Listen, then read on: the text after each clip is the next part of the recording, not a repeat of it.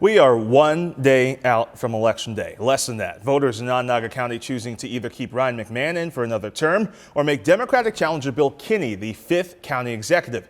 Early voting just closed yesterday, and for all those running the county's election systems, this fall is the beginning of a very long year.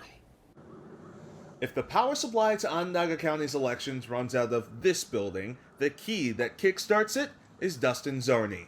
Everything's on cameras. We caught up with the Board of Elections chair last week, right in the heart of early voting, which saw an abnormal uptick for an off-year election. We're talking 30% higher than 2021 and nearly 50% higher than 2019. Zarni says it means people are becoming more familiar with the system. Being new, we have to look to other states and what the patterns were there. The other states, when they implemented early voting, it started off small and grew and grew and grew as people knew about the program, trusted the program. Times are changing as well. Over 140 voting machines deployed across the county, making this room inside the board look like an empty parking lot. Out go old machines from Dominion voting systems in place for 15 years. Replacing them are new systems from Clear Ballot. We thought it was great for our needs. It's mobile.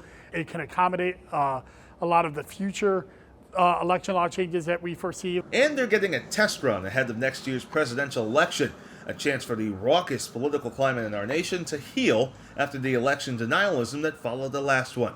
Zarni saying the key is to be upfront. It's important to face those issues heads on, tell the public all the checks that we have in place, and be as transparent as possible. Everything that we do has Democrat and Republican eyes on it. And those eyes aren't stopping anytime soon. Zarni says he and his team are committed to one thing above all else: getting it right.